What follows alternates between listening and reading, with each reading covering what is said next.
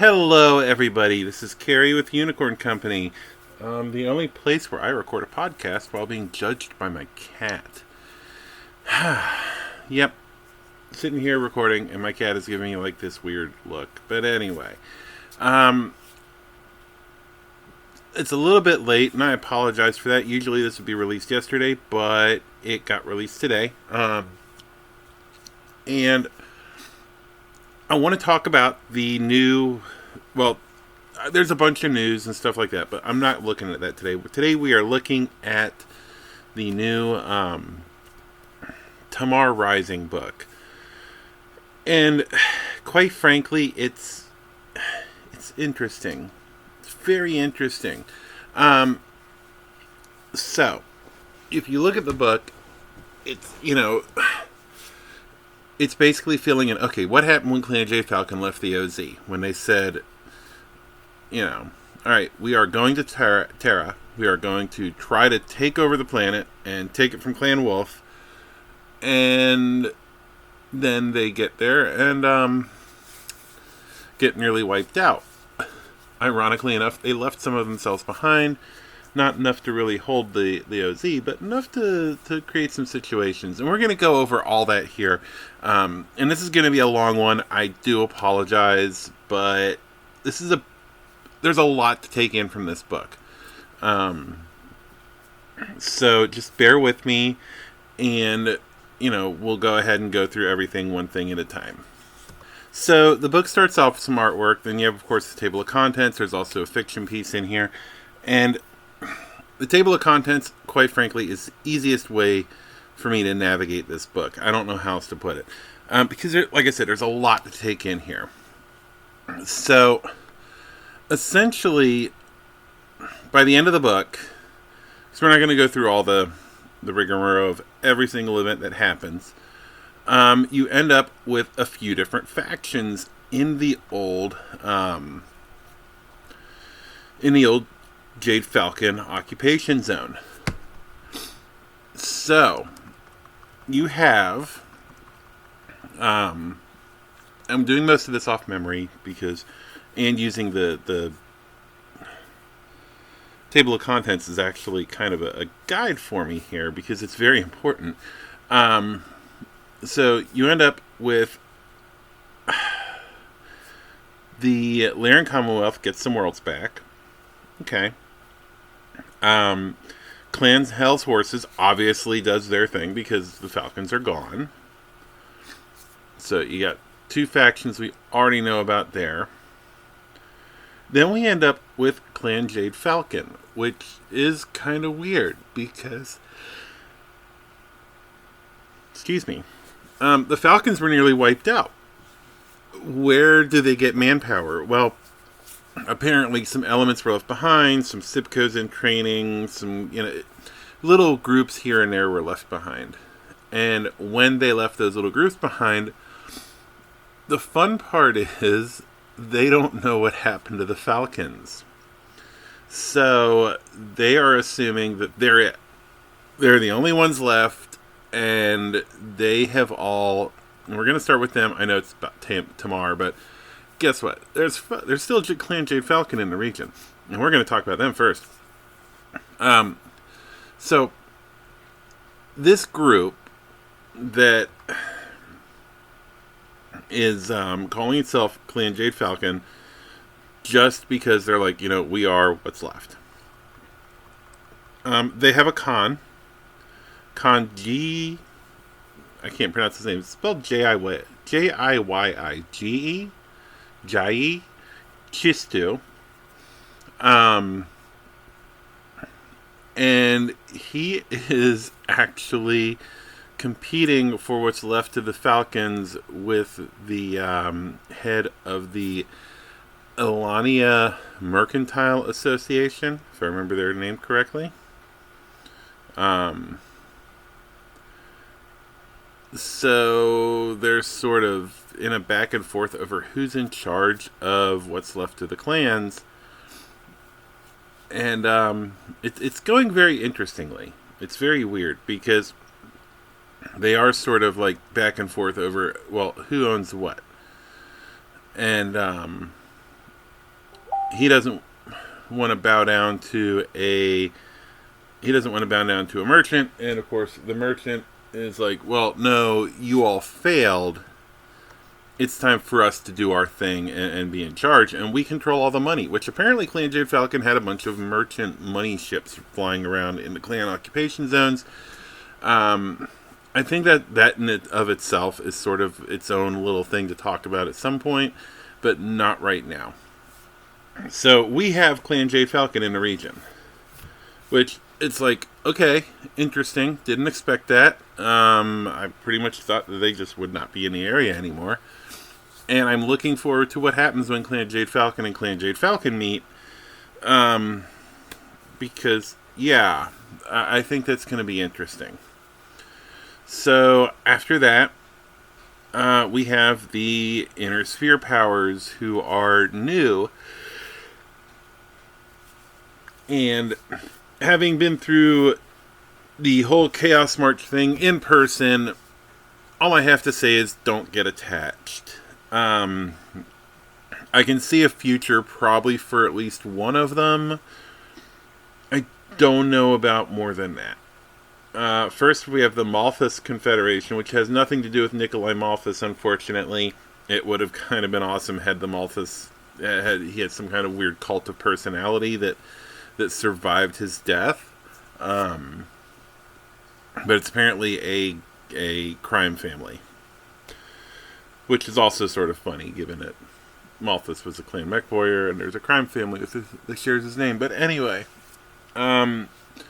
so after the Malthus Confederation, which they don't go into too much detail about, by the way, it's very like, there's just the Malthus Confederation. Basically, what I take the Malthus Confederation to be is just anywhere that's not...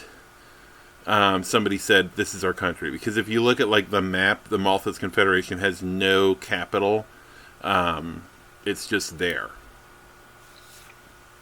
and it acts as a buffer between each of the factions.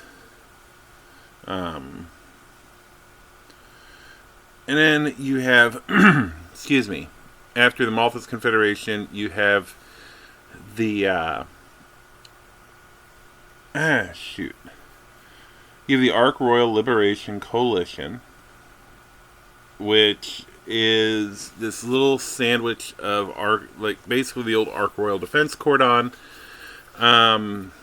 It's Ark Royal, Xandurge, Great X, Saragossa, and Santana.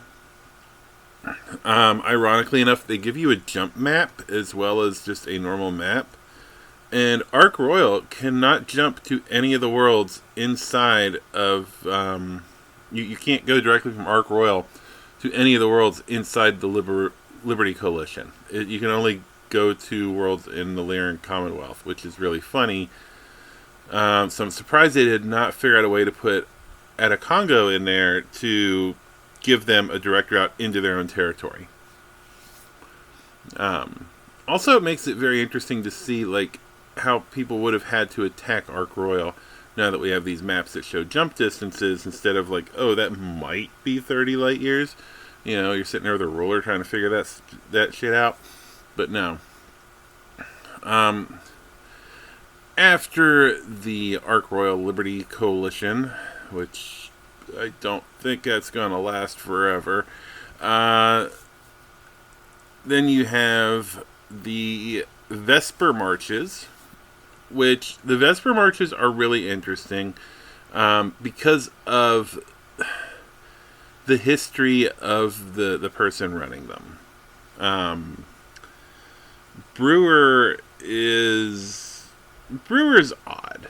So the reason I say that Brewster's interesting is because if you look back at the history of BattleTech, you look back around the Clan Invasion era and the FedCon Civil War era, the Brewsters, that's when they first really came to the attention of the fan base, because they were in charge of Hesperus. And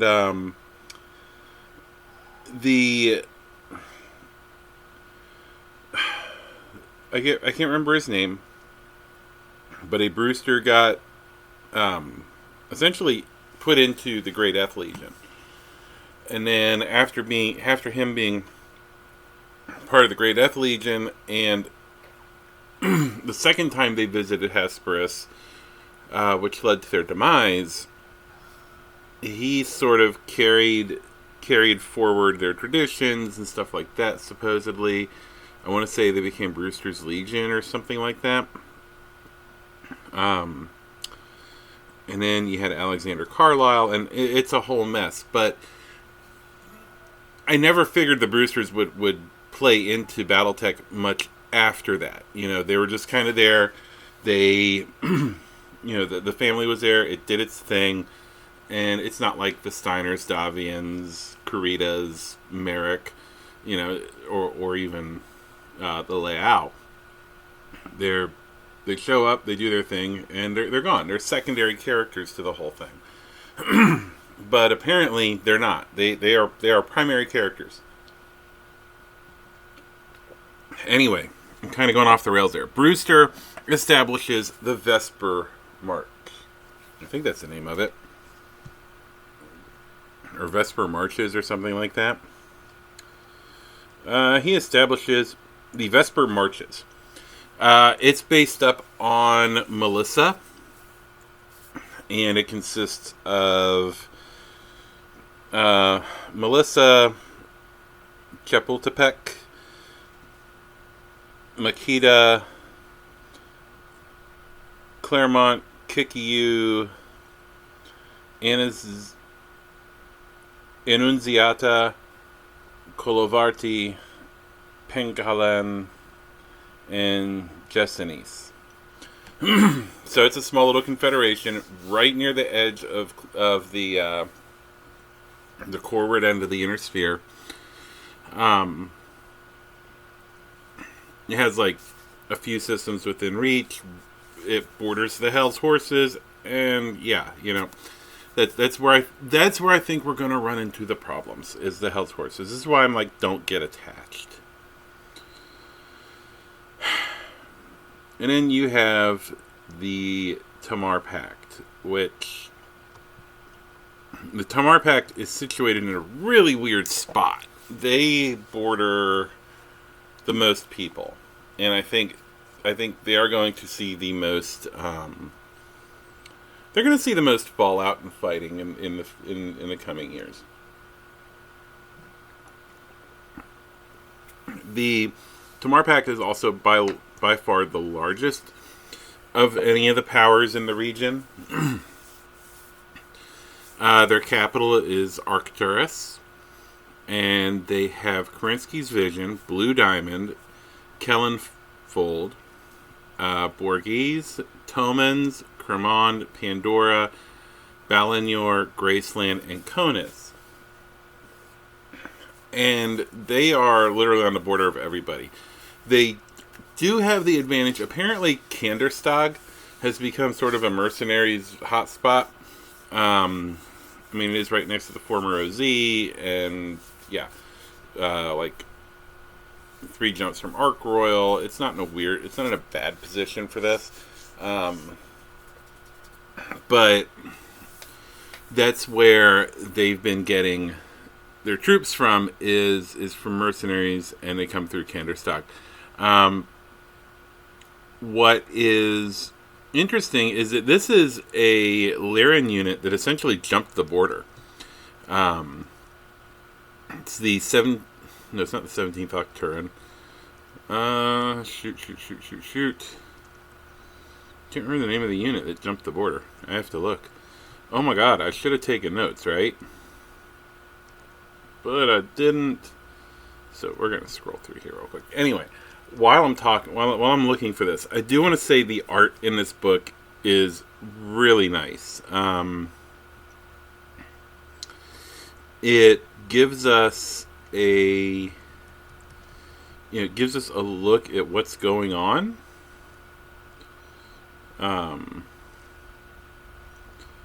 But it's also very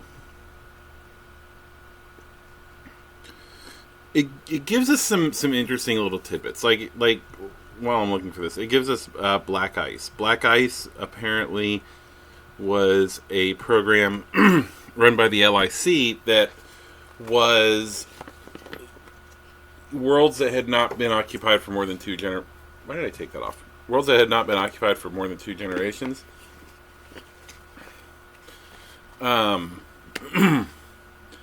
So those worlds, since they haven't been occupied that long, there's still a chance of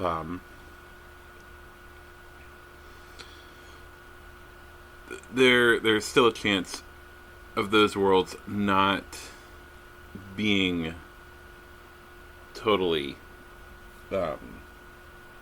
sucked into clan society yet. Alright, so as far as the unit that jumped the border, it would be the 26 Octuran Guards.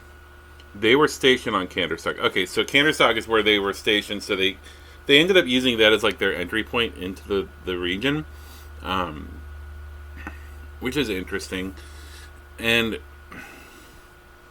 something I'm curious about here, I don't think I saw anywhere on the map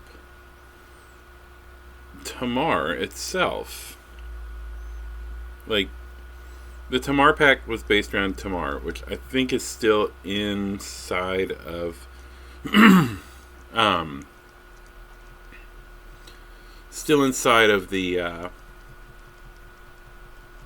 Wolf Empire, or the Spirit, whatever the hell it's called. They haven't taken Tamar, which is interesting. They're calling themselves the Tamar Pact, but I might be wrong.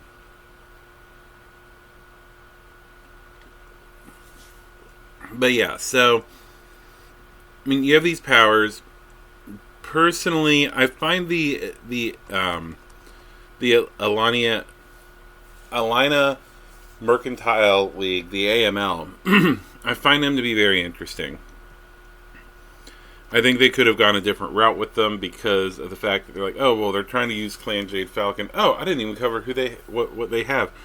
So the AML is the largest of the 2 Clan Jade Falcon surviving areas, and I apologize for clearing my throat there.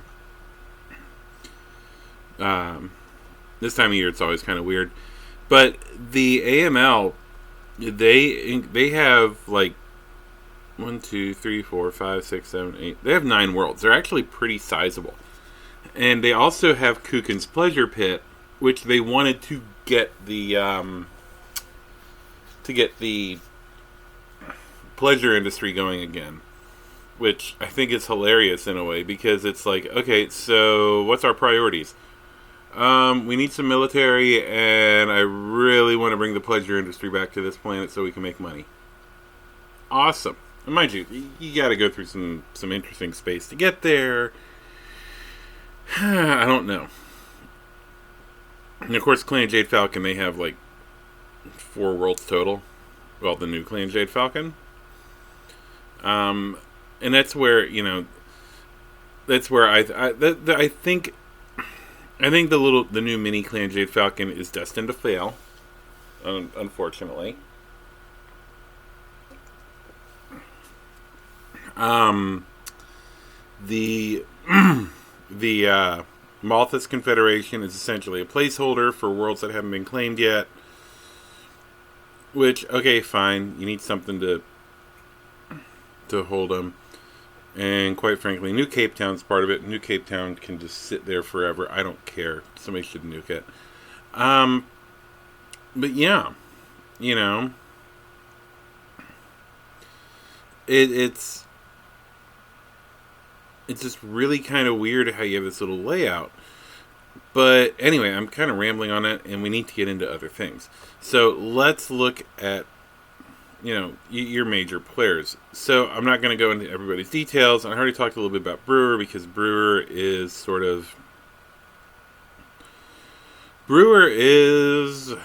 like the Lyran thorn in the side, which is kind of interesting.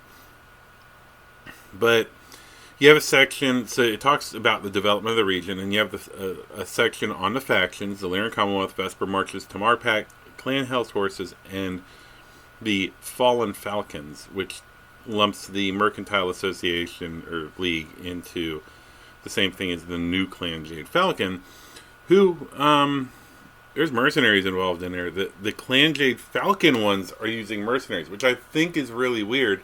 I would expect it to be the AML. But no, it is the Falcons. They're using the lone wolves of all the people that you're going to use. I find that very ironic. But it talks about each unit. So like the Lyran Commonwealth talks about 2 units that one of which isn't really Lyran now because of what they just did. The 17th Octuran and the Kellhounds. Vesper Marches, it talks about the only unit they have in there, the 1st Hesperus Guards. I think that's part of the reason the Vesper Marches are going to fall. The Tamar Pact, which has the 1st Tamar Jaegers, which is the unit that jumped the border. They've been rearranged. And the 21st Centauri Lancers, which, if you know your history, yes, they sided with the Blakists. They worked for the Blakists, but I guess everybody can be redeemed for the most part. Then you have Clan Hell's Horses, which it's the 7th Rangers cluster, the 91st Battlemech cluster, and the 1st Horde cluster. Which the Horde cluster looks interesting because apparently it's Mongrel Doctrine, quote unquote pure Mongrel Doctrine.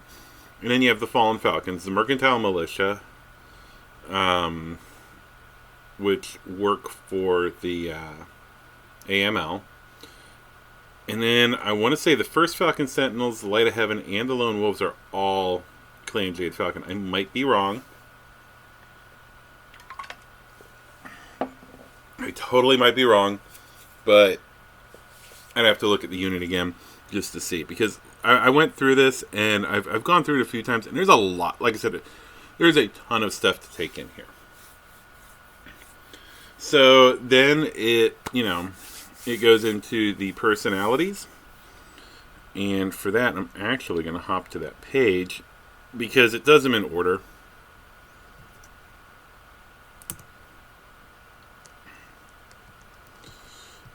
Actually, let me find out.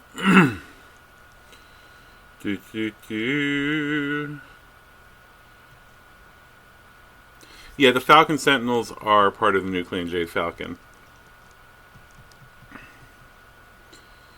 And Light of Heaven. I can't remember. I think Light of Heaven is a mercenary unit under contract to Clan Jade Falcon of all places. Anyway, so then we have the personalities. You have Trillian Steiner. She's Archon of the Lyran Commonwealth. And quite frankly, the Lyrans have not had a good run of things. Nobody's had a good... Well, the Draconis Combine and I think the Confederation has their days numbered. But the Lyran Commonwealth, they've just had crappy luck. You have the Wolf Empire that took a chunk out of one side. You have the Jade Falcons who had taken a chunk out of the other. Things just aren't great there. We'll just say that. And then you have Francine Ross. She is Lieutenant General, 17th Octuran Guards. So she's the commanding officer of the 17th Octuran. Then it talks about Calandre Kell, who is the Grand Duchess of Ark Royal and head of the Kellhounds, which, she is got a lot of 80s hair going on, I'll say that. But other than that, she's apparently going through and with a Kel's Hounds that was secretly rebuilt on a base where nobody was looking, a la Word of Blake style.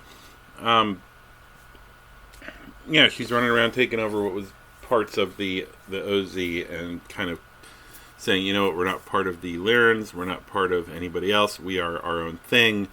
Because essentially a lot of the theme of this book is well, the Lyrans couldn't protect us, so we're going to do it ourselves.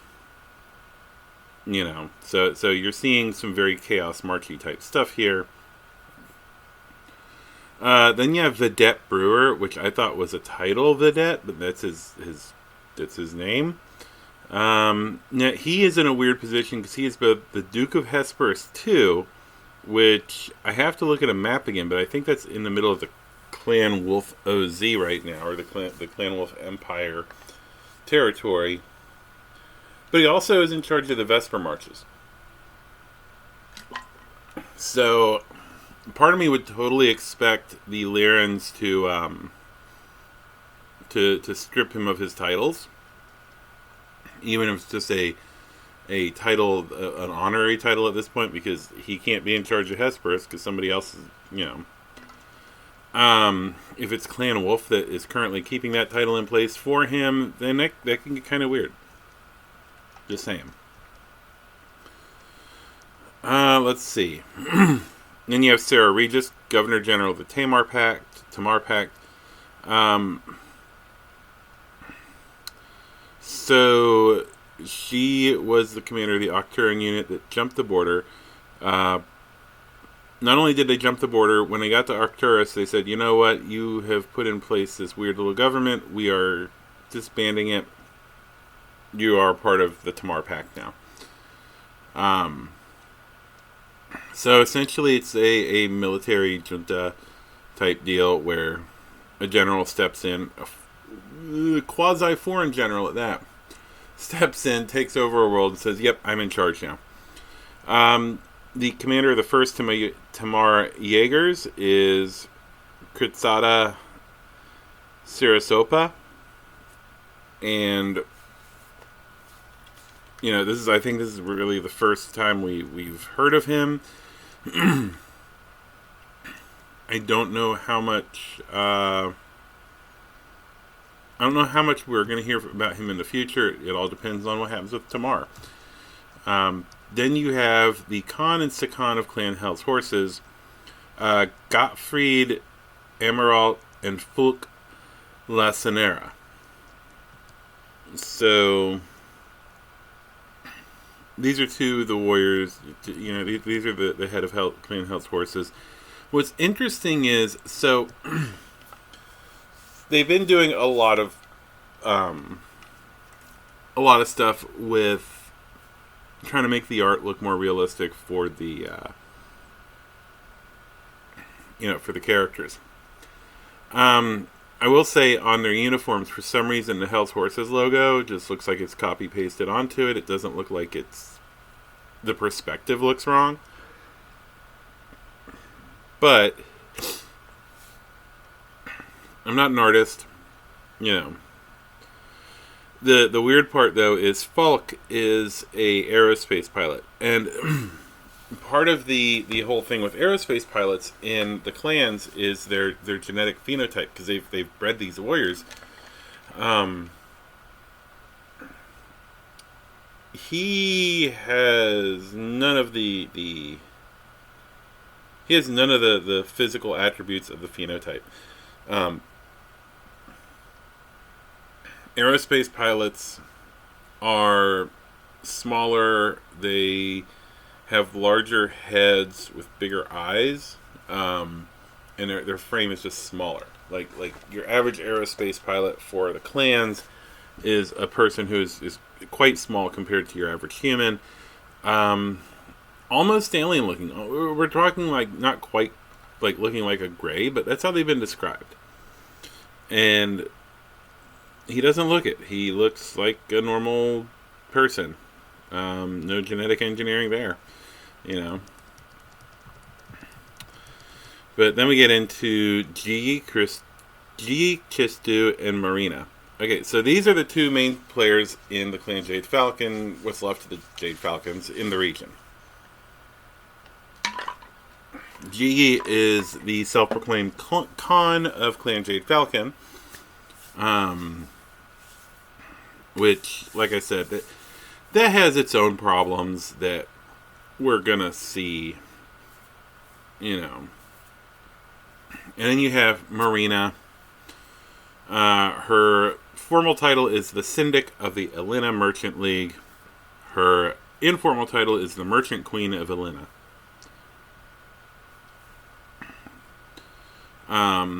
She's a true-born warrior that washed out and ended up becoming a really good merchant, and now runs a quite sizable little,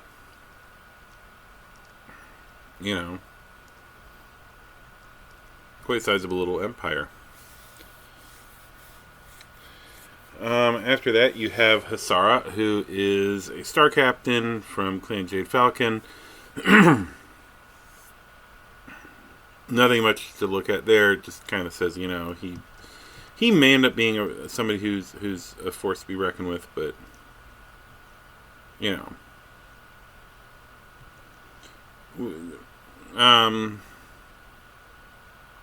but he's already 55, so as far as the clans are concerned, he is,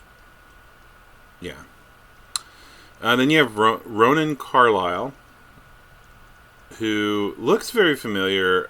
I can't place him, but he's like a 27-year-old. He's the great-grandson of Grace and Death Carlisle. And the Octurian unit that jumped the border, the people who were not going to stay and be part of the New Order were sent home, and he took them and said, "You know what? I got a cool idea. We're the Grey Death Legion now."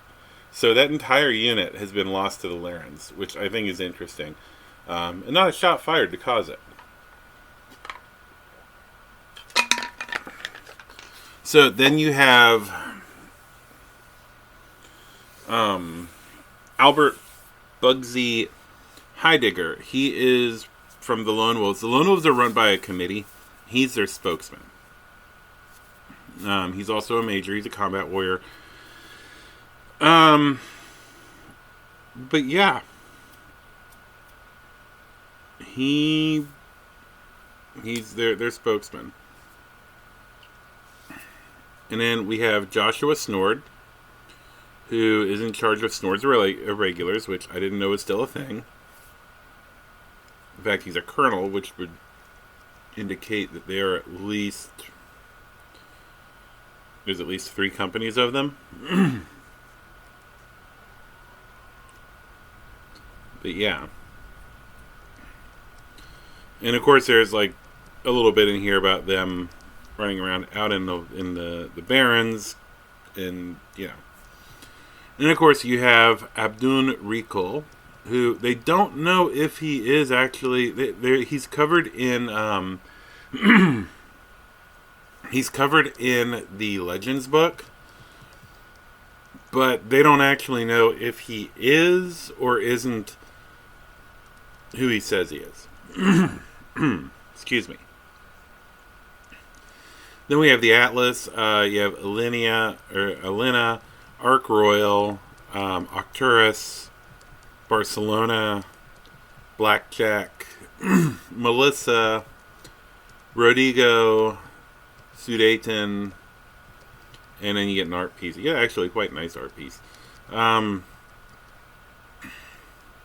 can't tell who it is. It's a little frustrating. But I think it's Hellshorses. Doing Hellshorses things. Then there's the Rules Annex, which talks about how to create scenarios. The first unit, it has... Okay, so it has rules for the units and stuff. The first one, it looks like it's an Octurian Guard mech, the 17th Octurian, which is all white, which I think I would have thought would have fallen out of style. But hey, who's to say? But it has special rules for the units. When there is a new pilot special ability, which is interesting, we're getting new SPAs, and they can be used for Alpha Strike. Excuse me. They can be used for Alpha Strike, or they can be used for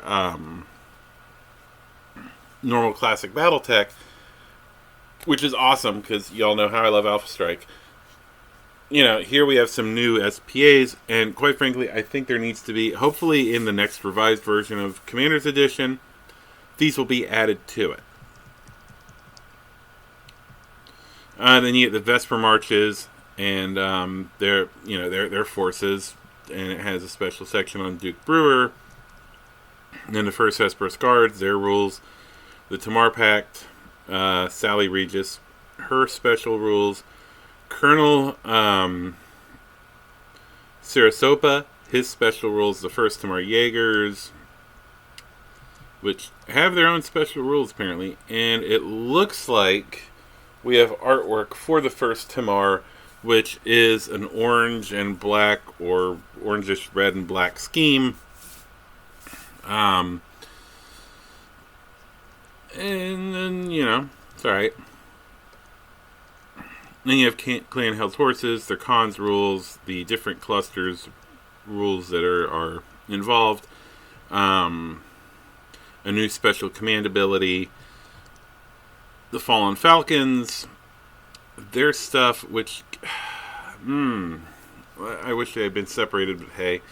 And then there is a new SPA and 2 new special command abilities. The SPA is really interesting, though, because this one is... It lets you... It lets one unit not count as the normal initiative thing. It has its own initiative, essentially. And it auto loses initiative, but after it has lost initiative at least 2 times, it banks initiative. And at the beginning of any of the initiative phases, before rolling, it may just spend 2 bank initiative and declare that it wins initiative. It still doesn't count as part of standard initiative, so everything else still gets rolled, but it acts as if it won initiative. So it moves last and declares fire last. But you can essentially give this to like a commander, and that commander has their own special little thing. Then there's a special command ability that if a unit employs walking cruising movement and uses half its MP or less, its attacker movement modifier is 0, and for Alpha Strike, units that in this force may move up to half their movement value while using standstill movement. Which is interesting. So this essentially, it's called Steady, and it essentially lets you reposition and fire as if you did not move, but you count as standing still. So, Then we have section that covers the mercenaries. Roman Carlyle, Albert Heidegger, Joshua Snord, Abdun Rikol, and it covers the mercenary units. And those would be the Light of Heaven and the Lone Wolves. And it also gives you the special pilot ability Headhunter, which is an ability that Recall has.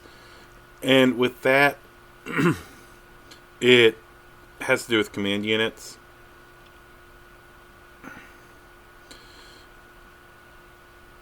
Automatically identify command units. This includes overall and subunits in a given battle. It gains +1 initiative bonus for each opposing command unit killed or disabled, not necessarily by their own attacks.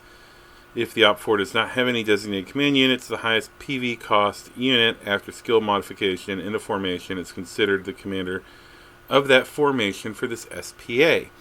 So that gets really interesting when you consider that if you're playing at like company level, you have 3 command units. And if they kill at least 1 or 2, if they kill 2 of them, they suddenly have a +2 initiative. If they kill 1, they get +1. But yeah, the Lone Wolves and the Light of Heaven have their own special rules. And then we get a look at a Lone Wolves mech, which I kind of like because it is pretty much OD green. And as much as I love painting up my my mechs in different colors. I do love my OD green. So I just found a new mercenary. Then we have random assignment tables, and it talks about some more new art. And I can't identify that off the. It's Clan Jade Falcon. Can't tell what unit, but it's a Jade Falcon Daishi. Yeah, it's a Daishi, I think. No, it might be a war. Oh my god. Okay, so I gotta say this right now. Some of them are too close to each other to be able to easily identify anymore. Okay, I think it's a Warhawk. But yeah, the identification, like I had some trouble with the Thor and Loki. Now it's just like everywhere. It's like, oh my god. Certain mechs stick out like the Mad Cat, but some of them are just they just run into each other at this point. You have several pages of random unit assignment tables, so it kind of gives you an idea of what are you looking at for the Ill Clan era, for rats, for the random assignments. Then it looks like there's an older piece of artwork. Actually, it is an older piece of artwork. And it is before you read at the end of the rats. And I think this is the first piece of reused artwork I've seen. This is the cover of oh shoot, I forget the name of it. Record Sheets Dark Age, MechWarrior Dark Age. There was an attempt at one point to integrate those games better. And then it talks about there's a campaign map. Talks about the campaign map. Talks about how to do a war chest based campaign. There's a legend. And then it talks about, like, basically it goes through a lot of how to use the campaign map in the end, which is kind of cool. And of course you get like the ads for the fiction and for the miniatures, which is a good thing, you know. The people need to be able to get the miniatures. But yeah, and you know, overall it's a decent book. I've heard some people say, "Oh, well, this is the Lyrans getting screwed," and there's no mention of what's happening in the former Wolf Empire. And no, there should not be mention of what's going on in the former Wolf Empire. This is covering just this region.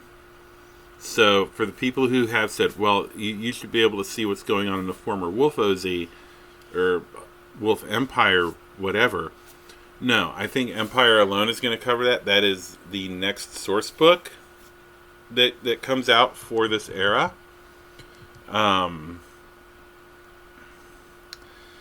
And I think that is going to give us a very good look at what's going on.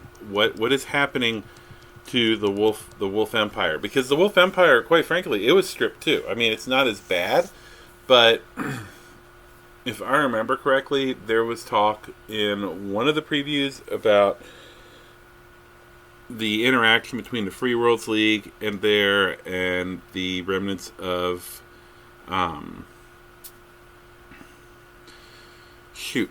the remnants of the Nova Cats and the Spirit Cats, and the clan protector going, you know what? This would be a great opportunity to undo the death of the Nova Cats, or at least like get some licks in on the wolves, because they brought the Smoke Jaguars back to life and they've left us out in the cold. So I have a feeling that that's going to be a big thing there. And like I said, overall the book's good. It has a lot of new artwork. There are very detailed pieces of art of the mechs and everything going on. Overall, I like it. The cover art is interesting. The cover art has, I want to say that's the Tamar logo in Tamar Rising, and you're seeing a battle between Clan Hell's horses and somebody I can't identify. But, or no, is that Hell's Horses? I think it is. But yeah, it's Hell's Horses. So you're seeing this battle, and I can't identify the blue and white mech in the foreground. That might be the Octurus. But there's like a green mech over there that looks like it's a Jade Falcon mech. So I'm not quite sure what's going on here. But yeah, so the source book's pretty good, and there's really not much else to say about it. And we're already at like the 45-minute mark, and all I've been talking about is the source book and kind of rambling about it. Overall, the too long didn't listen version of this it's pretty good. It gives you an update on the region and the major powers involved, and don't get attached. There are those of you out there like, but they have paint schemes. Don't get attached. The Tikhonov Free Republic, the Republican Guard, had a paint scheme. They're not around anymore. The Free Rastalag Republic, which had tons of paint schemes, they're not around anymore. Just because somebody gets their canonized paint scheme does not mean that they're going to be around long enough for you to really use it outside of like a single 10 to 50 year period in the game. So in real life, they might only be there for like 2 or 3 years, and then they're gone. I mean, hell, look at the Free Worlds League. You have multiple units that were completely wiped from the face of the canon. Do not get attached. Wait a little bit. I would stick to standard camouflages, stuff like that, because otherwise you're going to end up making new mechs for whatever unit, and they'll only be playable in this little tiny window, or maybe, hopefully, they'll get absorbed by somebody else, and they'll keep their canon paint scheme, but now they're part of House, Steiner, or the new Jade Falcons, or whatever. Like the whole region may end up being dominated by the Vesper marches, for all we know. I doubt that. I seriously doubt that, but it's a possibility. Alright, so all of that being said, and getting up to the 50-minute mark, so we're going to go ahead and do our Mech Tech for the day. Mech Tech is obviously sponsored by Miffed Kitty Minis. Miffed Kitty Minis is a small little tiny company that I happen to run, so it's sort of self-sponsored. But anyway, Miffed Kitty Minis makes high-quality resin miniatures. They use STL files from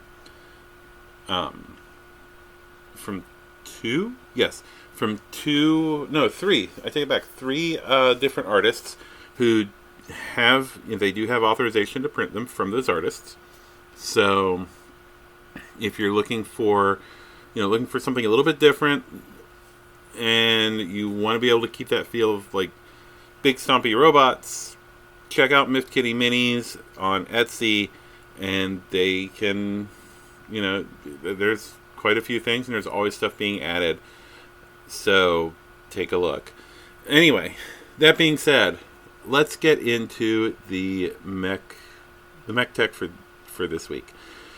Mech tech for this week is going to be the OmniMarauder. Why the OmniMarauder? Well, a couple reasons. I'm going to go into those as we talk about it, but mainly the fact that the OmniMarauder is something that I think should happen, but it's probably not going to happen. So let's go ahead and talk about it. Alright, so the OmniMarauder, the MAD-BR-O, or the Mad Bro,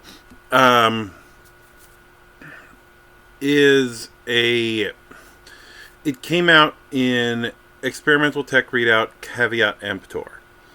So these are the things that are way out there. This is the stuff that you're like, you know what? Maybe we shouldn't build this because of the price or feasibility issues or whatever the case may be. So the OmniMarauder, or the Mad Bro, there's 2 variants. There is the primary and there's the alpha configuration. The primary, so to start off, On its base chassis, this thing is chock full of clan tech. It's mixed Intersphere and clan. But for the most part, it's clan technology. Has a endosteel structure weighing in at 4 tons, supporting its 75-ton mass. The engine is a 300 XL, also clan, so it doesn't die from a side torso drop. The heat sinks are clan, double heat sinks, has 12 of them on the base chassis, has a compact gyro, so it has more room in the center torso for stuff. Standard cockpit, lamellar armor, ferrolamellar, 16.5 tons of it, giving it pretty decent armor protection. But the thing with ferrolamellar is it just takes up a lot of space. And most of this has been dumped into the arms, because it's, you want to keep the arm weapons smaller on the Marauder, like the PPC, stuff like that.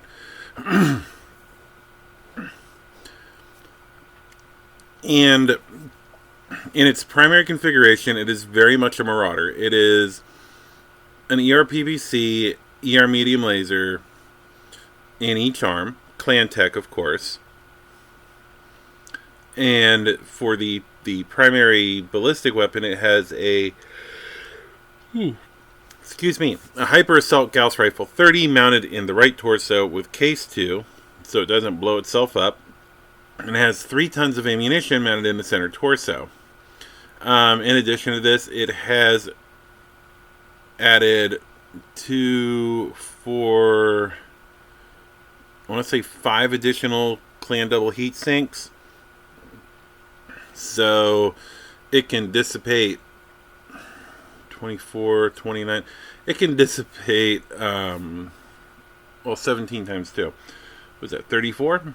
Yes, 34. It can dissipate up to 34 heat points, which is enough, I think, for it to fire everything. Or just about. And stay on the move. Then you have the Alpha configuration, which has each arm mounts a plasma rifle with a ton of ammunition. Has a heavy Gauss rifle in its right torso / center torso. Has case 2 in the right torso / center torso. And it only has 8 rounds for the Gauss rifle. It's interesting, but it's not something to really write home about. Alright, so this monster of a machine that has a pretty decent amount of pod space and is the Marauder. I forgot to mention, primary configuration comes in at 2836 for battle value. Alpha is 2127. But back to the mech itself. It is very much a Marauder. It's totally a Marauder. It's just that they have gone and omnied it up. They've taken all the stuff that makes it into the Marauder and made it as omnipods. And of course, it's like, oh, well, isn't this what the Mad Cat is? Yeah. Kind of, sort of, maybe, no. The Mad Cat is a catapult Marauder that had some really interesting things happen. The OmniMarauder is intended to be configured like a Marauder. I mean, you can configure it other ways, obviously, but it's intended to be configured like a Marauder. And the reason I bring this up is because this is the fact that it uses clan tech it's like, oh, well, this is prohibitively expensive.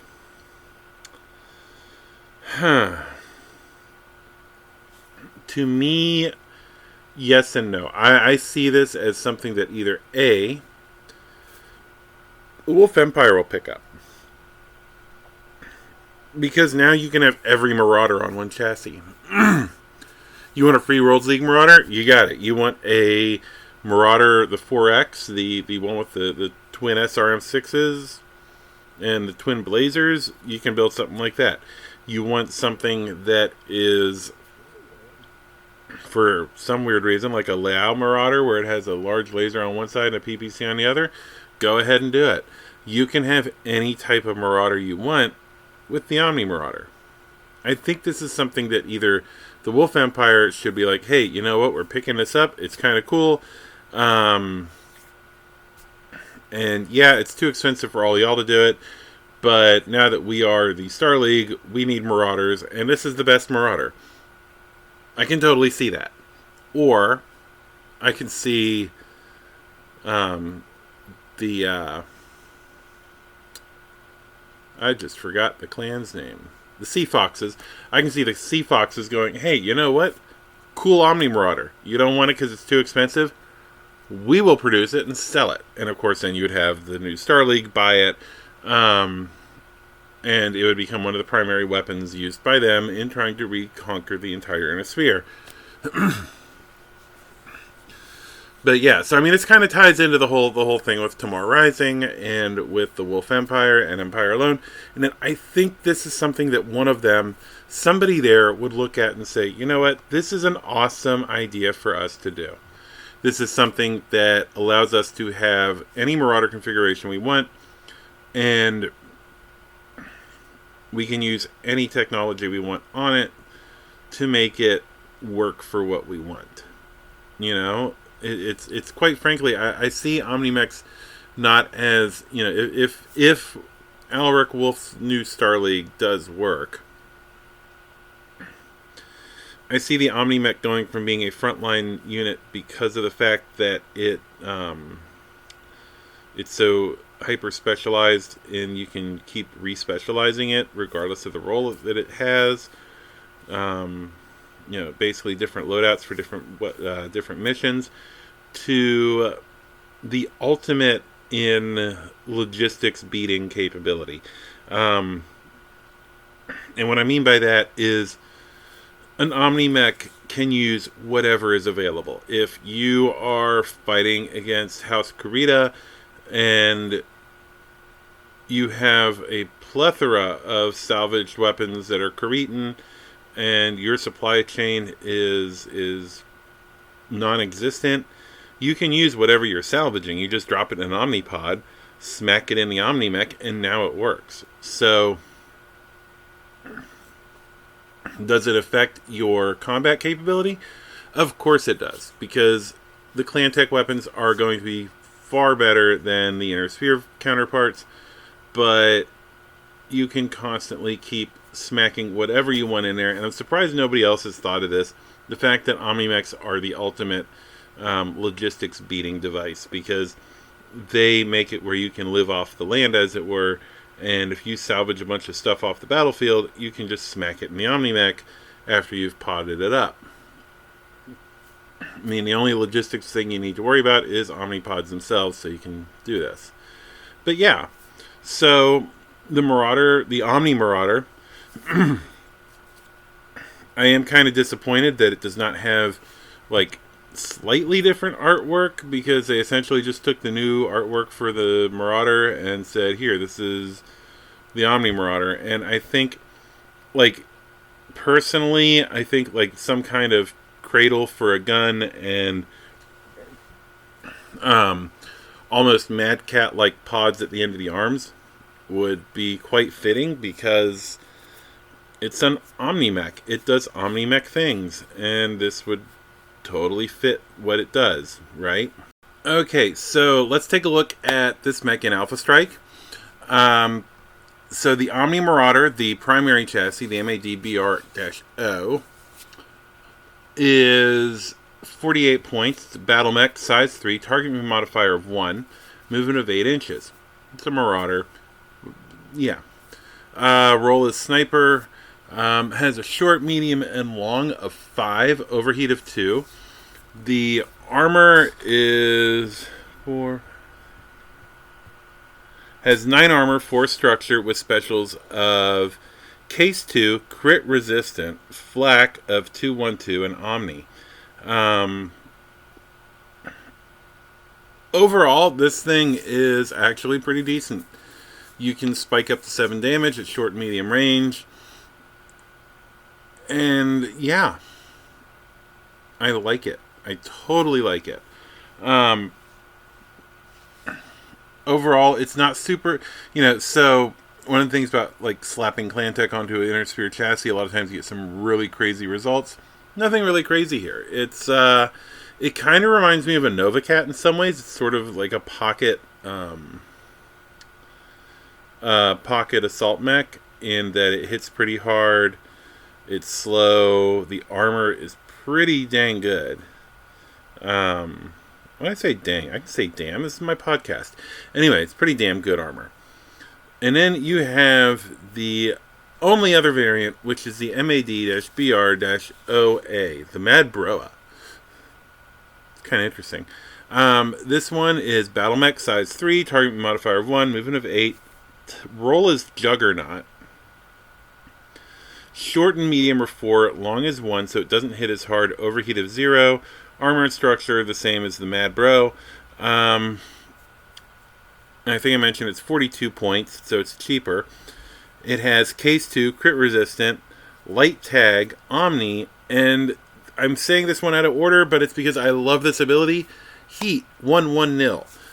Okay, so where the Mad Bro is going to hit a little bit harder and can snipe you at range, this thing doesn't hit quite as hard. Points wise, it's not that expensive, all things considered, but it can overheat targets, which means it's going to draw a lot of aggro. Not at first. When people see it at first, they're like, oh, I don't know that mech. I don't understand that mech. It's not a big deal. And then it'll overheat them. Or it'll just drop heat on them. Suddenly that mech goes from, oh, to, oh no. One of the things I've learned when running heat mechs, or heat vehicles, or heat anything, is you want a lot of it on the field. You want heat everywhere. Otherwise, the few heat dispensing units you will have will get totally picked out to die. In Alpha Strike, I kind of like the utility of the Mad Bro A, but the Mad Bro Prime also has a decent amount of utility to it. You have the ability to shoot down things that are flying, whereas the other one is ultra effective against vehicles and infantry. I want to say against infantry it does double damage or something like that. So battle armor, unless they're fire resistant, that's a thing. And then of course with the primary configuration, you can shoot stuff out of the sky a lot easier, because a lot of your VTOLs aren't going to have more than like 2 armor structure or 3 armor structure combined. And that's what you're primarily going to shoot at a lot of times, is aircraft, like VTOLs and stuff like that. And I have to check and see if that works against wing and ground effect vehicles, but you don't see too many of them in the game. So it's like 6 of one, half dozen the other, right? So yeah. But I want to say that is it for this episode. On closing, I do want to say that, first of all, Miffed Kitty does not make a Marauder or OmniMarauder of any kind yet. Any kind of proxy for it. I'm sure that at some point there will be a proxy for it.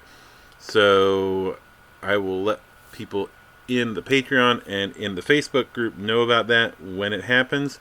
If it ever happens, because it may not happen. We might end up making a proxy for this. Because I use different people for the miniatures. So keep an eye out. You may end up seeing a proxy for the OmniMarauder, which gives it a little bit of a different look. Because, quite frankly, I think it needs to end in some kind of Omnipod arms and Omnipod cradle for the thing. It just makes sense. Next episode, I want to talk about some Alpha Strike stuff. I want to talk about the Southern Fried 350. I think that's what I'm just going to run with now as far as what to call it. And I also want to talk about some of the tactics and stuff in the game, because unfortunately we haven't really touched on like too much of the tactics in the game. I think I talked one episode about like the different roles, or I might have. I can't remember. But I want to talk more about like how to use the lances and stuff like that. especially because with the format that I want to do, it allows for a 350 point or a 500 point game. And at 500 points, you use lance formations. Well, lance/star formations. But yeah, so it changes the game a little bit when you get up to that 500 point mark, because suddenly you've thrown in lance and star formations, and a table goes from a 4x4 table to a 4x6 table. So that's some stuff to look forward to. I will be releasing those rules first on the Patreon and then on the Facebook group. Once again, something, a little bit of something for the patrons to look for. And so they'll get first access to it. And then also, just want to mention the Patreon, which I've kind of mentioned a couple times now. If you do want to support the podcast and help to improve the quality of it, help with giving me the time and everything, to be able to edit it, stuff like that, and make it even better than it already is, because I do edit it a little bit, but not as much as I could. Go ahead and check out our Patreon at patreon.com/Unicorn Company. Unicorn Company is one word. You do get miniatures. You do get to vote on topics. And in fact, next episode's topic is actually because of some comments that my patrons made to me about, or at least one of my patrons made to me about wanting to see more Alpha Strike centric stuff. And I am more than happy to provide that. So until next time, this is Carrie signing off, and y'all have a great day, evening, weekend, not weekend, whenever you're listening to this. I just hope you're having a good time.